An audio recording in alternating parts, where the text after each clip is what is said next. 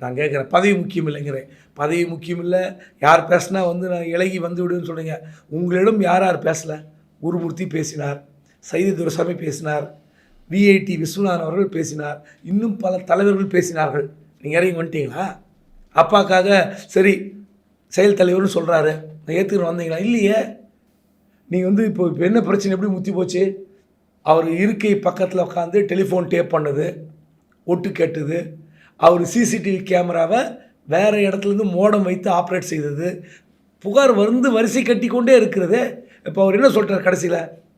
என் மகனை ஏற்றுக்கொள்ள மாட்டேன், நீக்க மாட்டேன்னு சொன்னாரே தவிர ஏற்றுக்கொள்ள மாட்டேன்னு தெளிவாக இருக்காரு.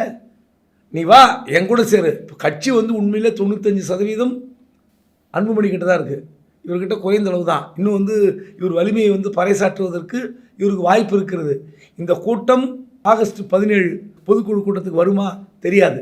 ஆனால் டாக்டர் ராமதாஸ் அவர்கள் நாளை மகளிர் மாநாடு நடத்துகிறார் பூம்புகாரில். அதன் பிறகு நடத்த போகிற பொதுக்குழு கூட்டத்தில் 2 அணுகுண்டு போட போகிறார், டபுள் அணுகுண்டு.